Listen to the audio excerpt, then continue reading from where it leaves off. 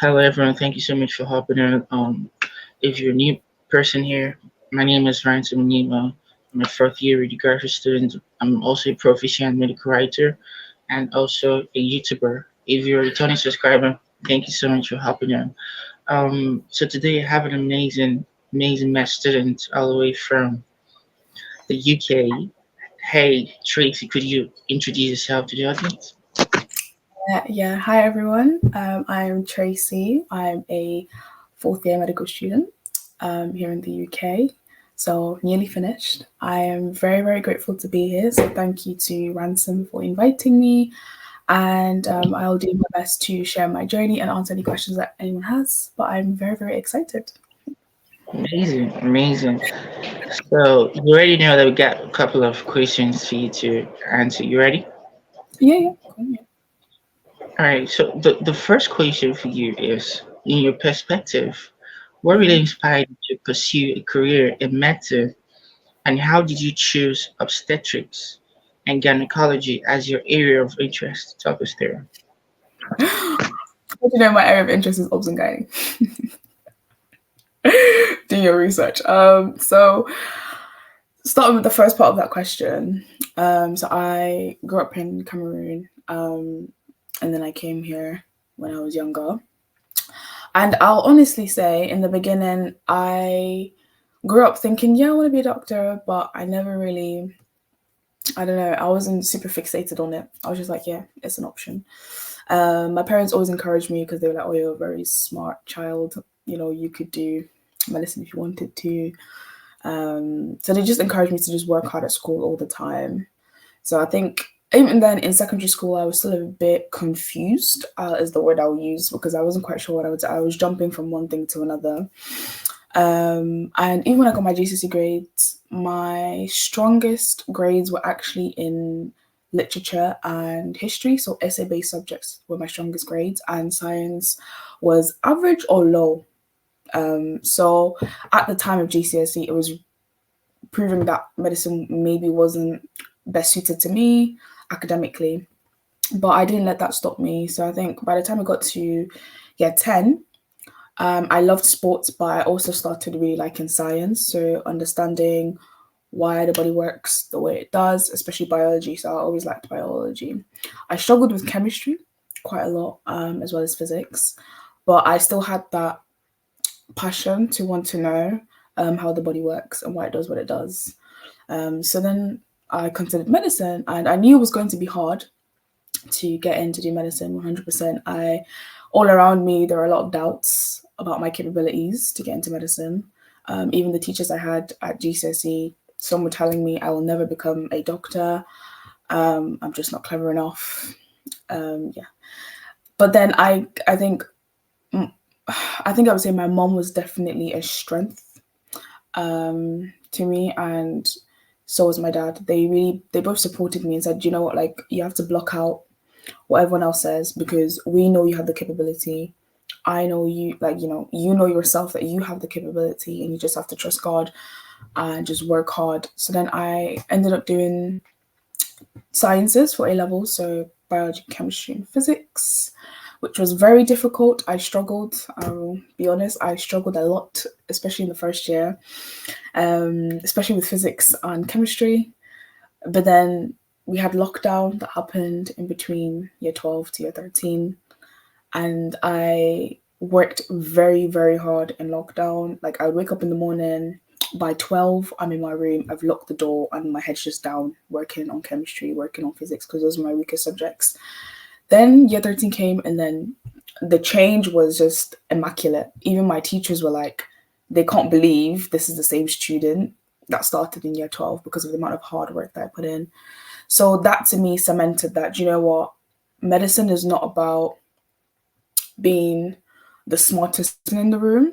It's actually about being the person who's willing to work the hardest in the room.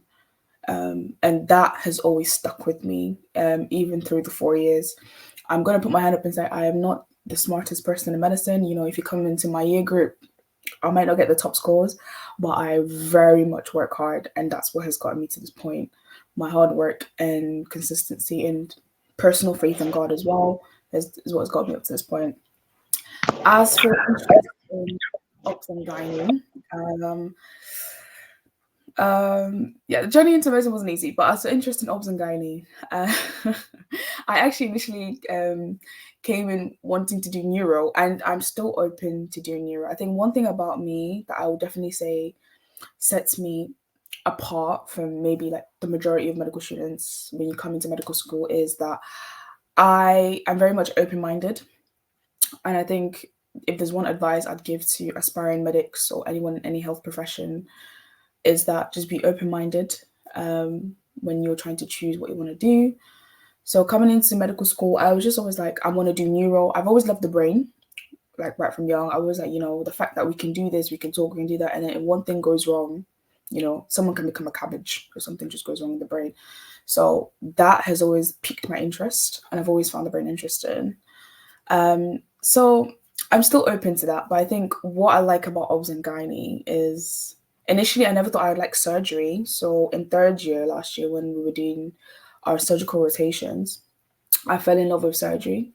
And I was like, oh, I've never really considered surgery. I've always heard the negatives to it, like, the long hours, the late night shifts, the all for nothing on the table, if the patient dies, it's on you and all this and all that.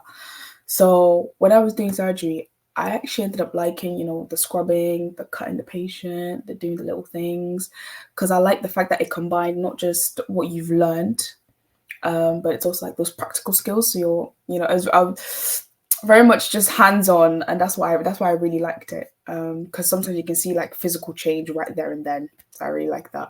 So yeah. So I think with obs and gynae, I did a rotation. I actually missed my rotation in obs and gynae because I was sick. But what I heard other people go through during their rotations in obs and gynae just really actually interested me because I was like, oh, that's really cool. Like, a baby was born like this. And I personally was born through a C-section.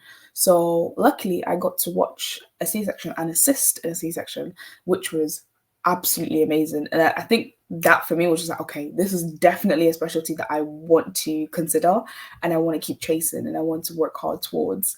It's just really cool because you have the aspect of you're bringing life, you're helping a human bring new life into the world, but then you're also treating that mother or whoever it is, you're also helping treating that person, and you're supporting them from the journey of when they're initially pregnant, they get their diagnosis, to when they actually give birth, and even then to a certain extent after they've given birth, you're still there supporting them. So I think that also definitely piqued my interest in women's health as well, and I was like, oh, like women are incredible, they're women. So that's also why I considered obstetrics and gynae. But again, I'm open-minded because I might like obs and gynae, but I might find myself to have extreme unique skills in something else, and I have to be open-minded and listen to superiors and people who I'll be shadowing because they can spot things faster than I can. They've had many years of experience, so I might be considering obs and gynae, but maybe when I become an F1 or an F2, I have a skill that is well suited for neuro or for another specialty. So I have to keep myself open-minded. So yeah. Amazing. This is awesome, Tracy. I love the fact you mentioned about, medicine is not all about who is the smartest in the building. It's not about you're so brilliant. It's not all about you're so intelligent that nothing suits you. It's all about putting the work, you know, Mm-hmm. to Yeah. the building. Amazing. And I love the fact that you never adhere to what, your instructors would tell you during your A levels, telling you that maths wasn't for you. And that's what I tell people, also my audience as well, that you have to have a supporting system. Like you mentioned, that your mom was there for you all day long. She was your family as well, Yeah. inclusive. Your system, your supporting system, that encouraged you to pursue this career. And look at you right now. I think you're a testament to other math students out there going to watch this video. So Yeah. because if people around you don't believe in you, I think you should have a supporting system. You have to believe in yourself, and you have Mm-hmm. to people that support you. It could be your friend, it could be your family members. People that you can fall back into whenever you're stressed out. And look at Yeah. Tracy, right? She's amazing now, doing amazingly well. She pursued her career, and she's gonna be an amazing, amazing, or be kind medical doctor. My And God. yeah, but good. I know definitely because you already put in the work, to attain that height. So Tracy, thank you so much for talking us through about what really inspired you to pursue a career Yeah, in of course. medicine and how you chose obstetrics and gynecology as your area of interest, which is amazing. So let's proceed to the next question for you. Yeah. All right. So can you share any key experiences or challenges you faced during your time at the University of Exeter, right?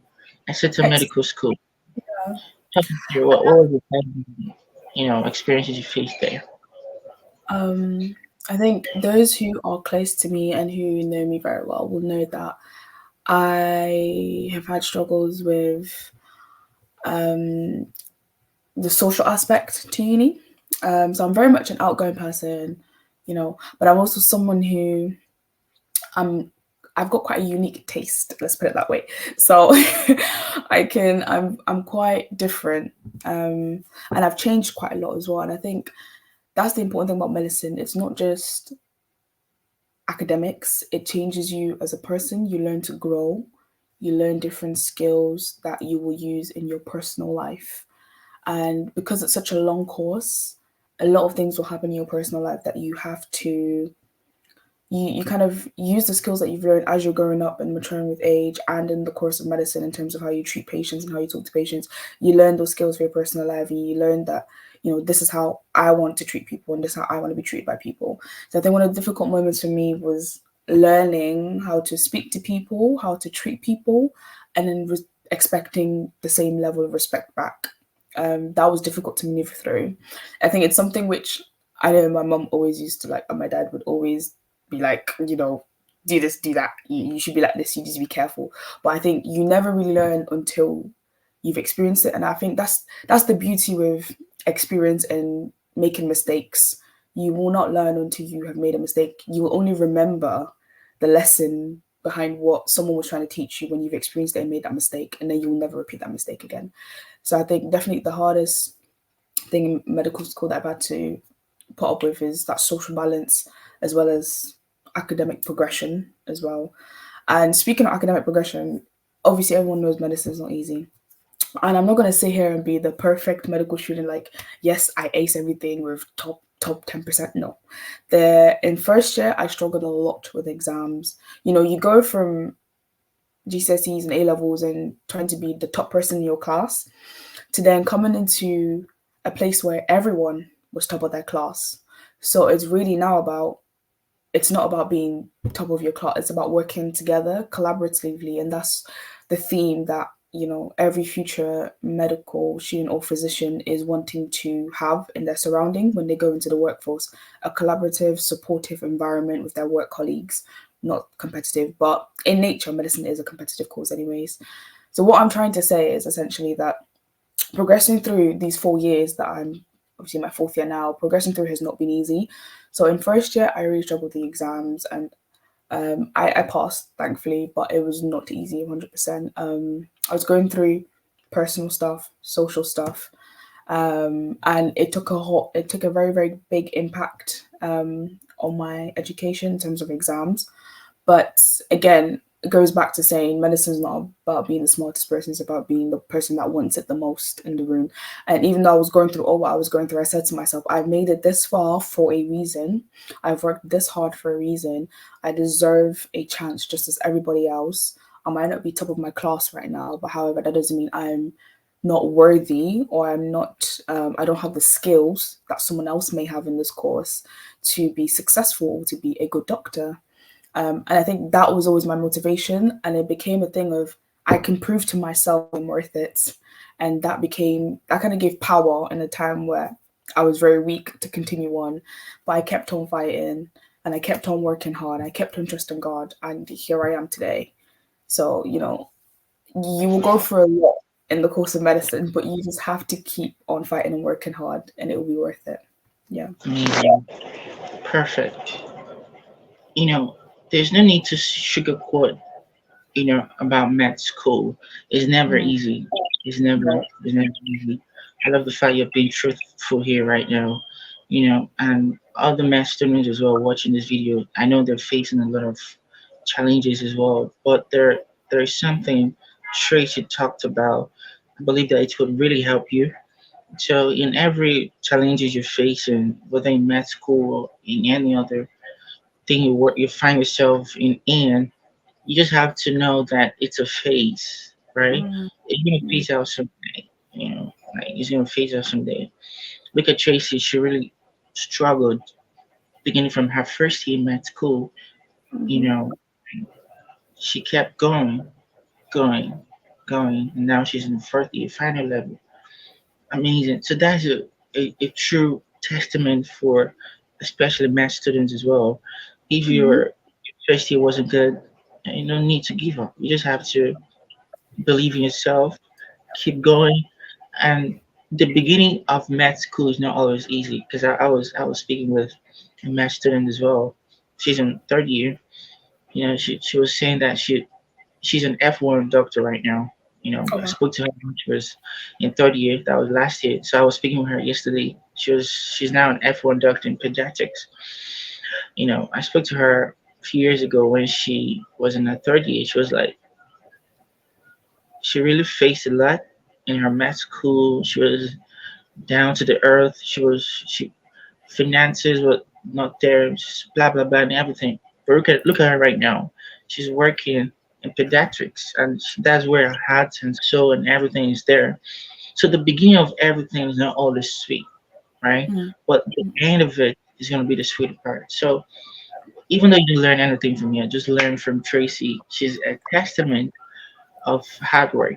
So once you put in the work, you're gonna earn that degree. You're gonna earn anything you're working on.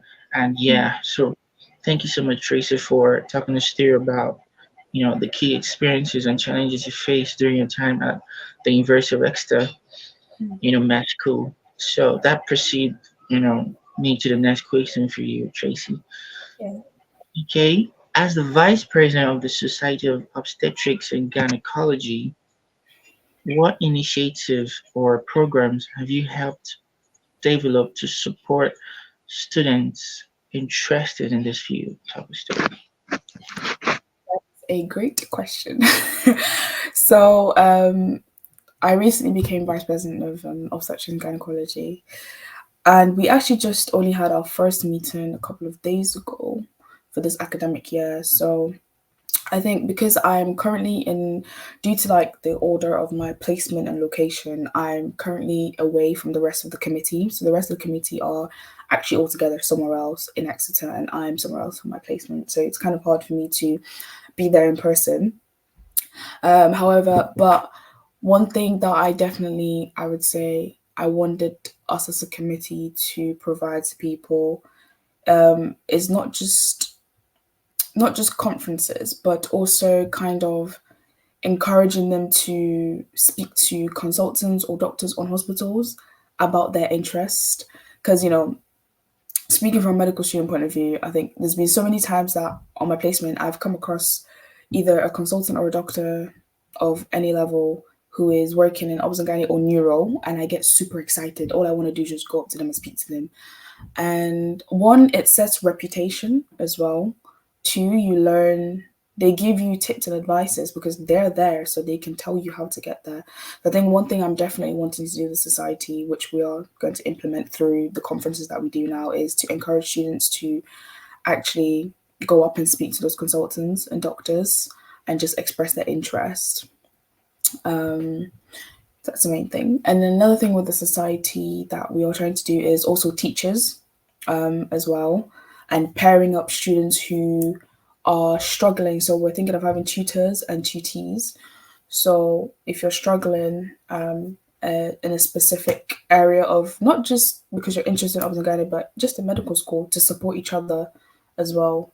and also to make connections as well. Medical school is also about making connections. The people that you're studying with, these are people who, when you become a doctor, these are people, you have a patient. Oh, you've specialized in obs and gynae, but you've got a friend who specializes in neuro, you've got a friend who specializes in peds, and you need a patient that needs to be in both these fields, and you can call and say, hey, can I transfer this patient over to you? It's all about making connections, not just friendships. So I think with the Obs and Gynae Society as well, we also want to foster that type of environment that not just women can do Obs and Gynae, like men can do Obs and Gynae as well. I think everyone has this conception that Obs and Gynae is predominantly a woman's field of specialty, even though there are men in it, predominantly a women's specialty. But anyone can do obs and gynae. It's not just women, it's not just men. And I think we want to encourage more men actually to consider obs and gynae and break the barriers. It's kind of like orthopedics. They want to break that barrier of just it's a male specialty because you just need power. No, a woman can work in orthopedics as well. I think we're trying to implement that, and that's definitely a big idea that I want to focus on in our society this year. So yeah. Amazing, amazing. That's so nice of you to try to break that barrier of what people think about, obstetrics and gynecology, because they think it's only women thing. Mm-hmm. Men can also do that, study that as well. So thank you so much for talking us through on how your role as the vice president of the Society of Obstetrics and Gynecology and your initiatives on, or programs you've helped to, develop to support students as well, med students as well, interested in this field. Thank you so much, Tracy, for talking us through. So we'll proceed to the next question for you. All right, so how do you balance your academic responsibilities with your leadership role in the Society of Obstetrics and Gynecology? I know it's very hard, but how do you balance that topic? See, that's a question everyone tends to ask me because I actually have a lot of roles ongoing at the moment, aside from being a vice president of Obs and Gynae. But I think what I tell everyone is you have to be smart and efficient in the external roles you want to do outside of your academic course. So if I'm, for example, I am vice president of Obs and Gynae, so that's quite an intensive role, or can be intensive. So what I then do is if I want to involve myself in anything extra outside, knowing that, okay, because if I know Obs and Gynae is going to take up, let's say, 60% of my free time that I'm going to donate into doing society committees, anything extracurricular that can build my CV, using the other 40 and distributing it to roles that are not quite as intensive. So, for example, as much as I am a vice president of Obs and Gynae, I am also a trustee for a charity that works to donate and offer grant money to sixth form and college students to encourage them to go into higher educations. So I was previously a winner of that scholarship, and I joined the trust committee, and we actually only have meetings once every 3 months. So that's very, very low intensity. But I've been working with the charity for since first year now. So towards the end of first year, so maybe about 3 years now, or just over. So that's very, very low intensity. But because I've been doing it for many years, that's building my CV. It's showing, whoever, like when I apply for jobs, whoever's going to be interviewing me, reading my portfolio, that this person, there's more to this person than medicine. They are able to balance their personal life, their social life, and their work life, and they're still able to enhance their skills and involve themselves in things that can, be supportive to them. And I think that's what, medicine is also, it's also important to know that medicine is not just your whole life. You are a person outside of medicine, and it's good to involve yourself in things that can enhance you and give you the skills. And it also looks impressive as well if you have many roles and you're still coping to get through medicine, which is not an easy degree. It's very, very impressive. So I think currently I have like 4 or 5 roles. So I'm also like a content creator for this organization called Simpat, which what they do is they create like OSCE based type scenarios that can help medical students or nursing students or any type of student really in the healthcare sector. So content creator for them. And I'm also part of the content creating team for the widening participation mentors nationally as well. So again, very low intensity, because some roles you want to take a leading role in, and some roles you want to take a supporting role in. Because one, it shows that you can lead. Two, it also shows that you can be part of a team, which is a big thing in medicine. You have to be able to lead and also work as a team, even more importantly than lead. But it just, again, it's all about thinking about which one takes more energy, more time, and deciding, where you're going to put your time into. But it's very much possible, there are even people who have a lot more roles than I do, and they've made it through medical school. So it's just about being very, very smart and technical with the roles Yeah. that you go for. Yeah.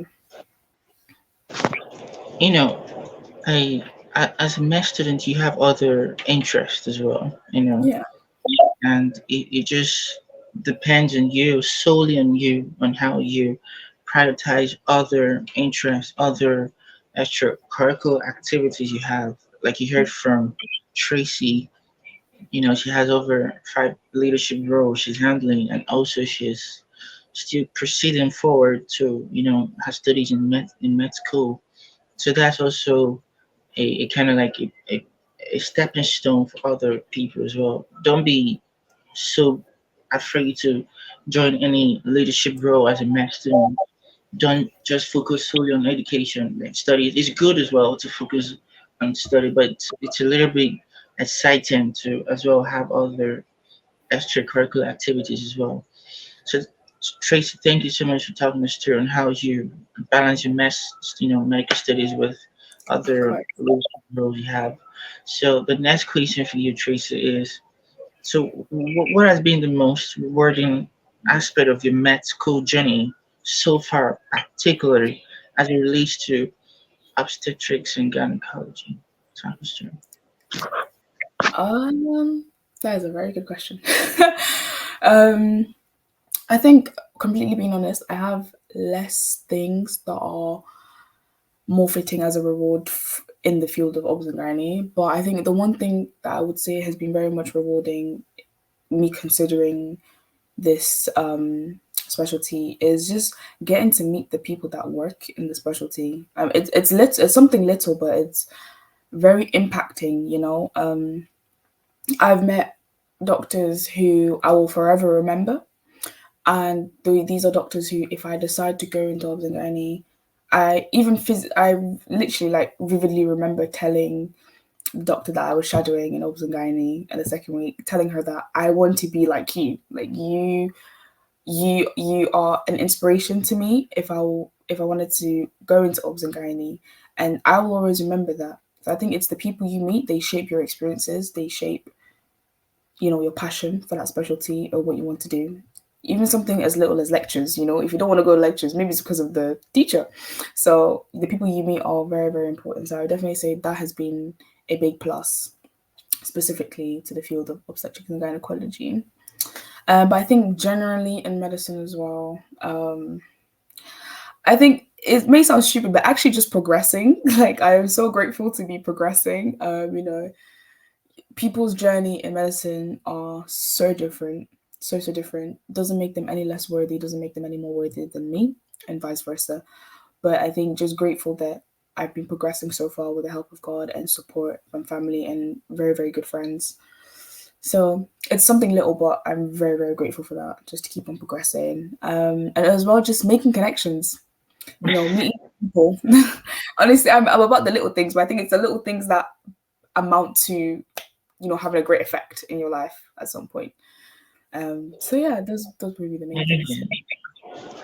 In summarization of what you just said, is in any field you find yourself into, trying to find a mentor, trying to Mm, find an inspiration, that's yeah, going to drive you forward. Like Tracy, when she was like shadowing under an amazing medical doctor, obstetrics and gynecology, and she found inspiration from the medical doctor.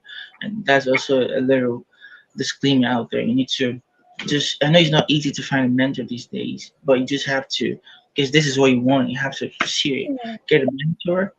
I have a mentor as well in radiology. I have mentors in radiography because I'm also studying radiography, looking forward to also venturing into radiology as well. And I have mentors here and there, and they're their works, especially in my country, Nigeria, is really they're doing eating well in Nigeria and also beyond. So it's really inspired me. I always text them, say you're amazing to me. You inspire me. I can't begin to start naming them. They're really amazing. So yeah, Tracy, thank you so much for talking us through about the most rewarding aspects of your med school journey. Particularly in terms of your expertise in obstetrics and gynecology. So the last question for you, Tracy, is so amazing. So what advice would you give to other med students as well? They're gonna watch this video Mm. interested in taking a leadership role or specializing in obstetrics and gynecology. What advice would you give them? Um, I think I would say do do your research for the field. See what you can do to build up your portfolio. If you're really heads on for obs and gynae, like I said, I'm still quite open minded to other specialties, but if you're really heads on for obs and gynae, do your research, look at what you can do to build your portfolio, your CV, whatever it may be, your application for the specialty. Um, Again, your mentor, if you have a mentor that is in that specialty, or you know someone who is in that specialty, if you can go under their wings for guidance, that will shape you and it will help you get to that point. In terms of taking up leadership roles, I would say have a good have a good have good awareness about your capabilities and what you can and can't do, because you don't want to overwhelm yourself. At the end of the day, studying, whether it's medicine or whatever degree that you're studying, it takes time, and that's your primary focus of to why you've gone to higher education for that degree. So put your energy into that, but also just be mindful of what your limit is. And once you're aware of that, you can then know how to distribute yourself into leadership roles. Put yourself out there.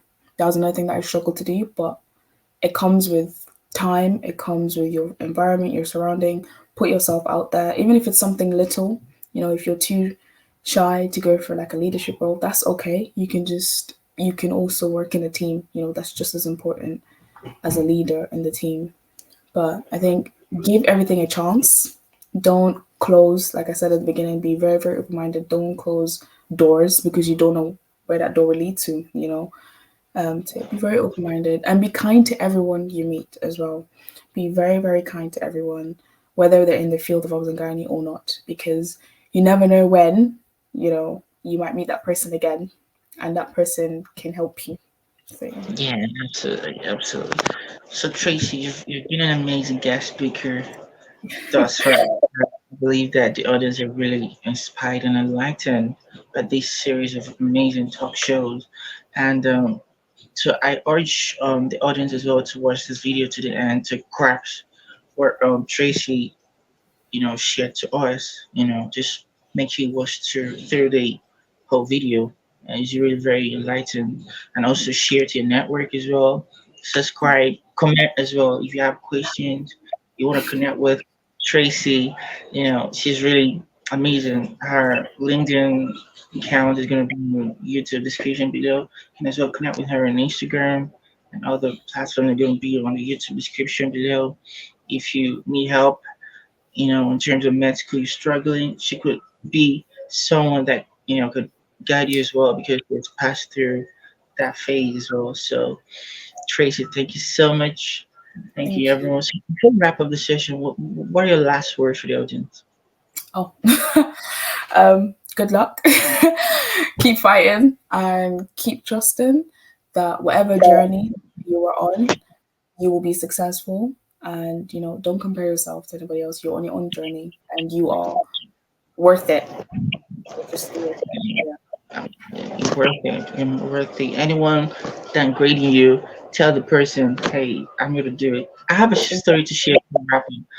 Okay. If you YouTube video, I had a talk show with an African medical student as well. Her name is Madison. Um, when she was in med school, you know, people were telling her, you don't fit in. You're not useful in medicine. You're nobody.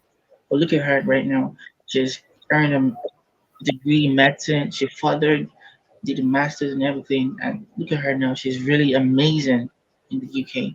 So if you want to watch that video, go down on my YouTube, or I'm gonna add the link on my the YouTube description below. You can watch as well and watch how she shared her story. She was receiving a lot of backlashes here and there, but look at her right now. She's a graduate working in an amazing place. I can't pronounce the school she graduated from. Um, it's kind of like very problematic for me to pronounce. So I'm going to add a video on the YouTube video so you can take a look and watch and also share to your network as well. So thank you, everyone. Thank you, Tracy. Thank Yeah, you. Thank you for having me on the show as well. Very grateful. yeah.